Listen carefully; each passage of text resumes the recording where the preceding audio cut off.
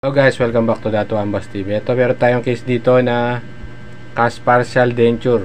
Ito yung pustiso kung saan merong metal frame. At itong base nito ay acrylic denture lang, no? Yan.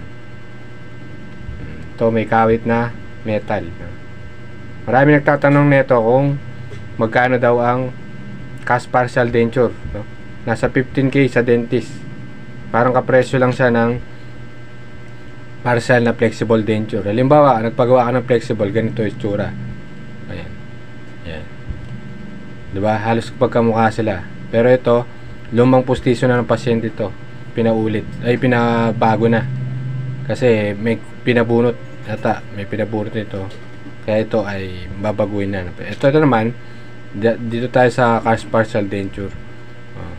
Maganda lang to sa mga ganito ring case. Nasa dulo yung kulang ng ngipin. Lalo na sa baba na ngipin, para yung dila mo, imagine mo kung may dila ka, di ba? Hindi siya nakahadlang dito sa likod ng ngipin sa baba. Hindi ka may ilang na malaki yung nakaharang, kasi kung pag ordinary yan, malaki yung nakaharang sa likod ng ngipin dito. Kukuha ko ng isang size, sukat ng baba para makita yung ibig sabihin. Ito, isang case to, kumari ito. Diba? Kung mahaharangan siya, hanggang dun lang. Dito lang sa baba. Ayan. Pero kung ordinary kasi yan, halimbawa, kumari ito, ganito yung kung kumari ito, ordinary lang na pustiso. Yung mahaharangan niya, ganyan eh. Yan, ganyan laki yung coverage ng pustiso. Pero kung metal lang, yan, maliit lang yung coverage. Ang ano na lang neto, pag uminom ka ng malamig na tubig, malamig din siya. Pag mainit, nag-a-adapt siya sa kung anong temperature ng nasa loob ng bunganga nyo.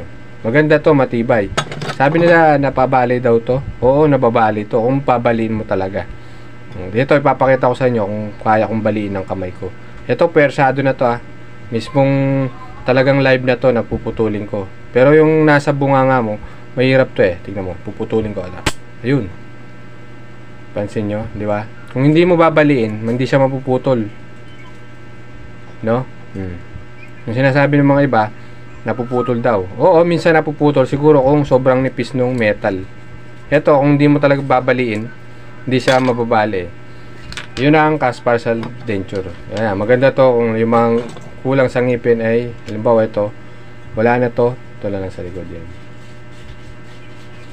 Pero kung mga gantong case, pwede to flexible yan.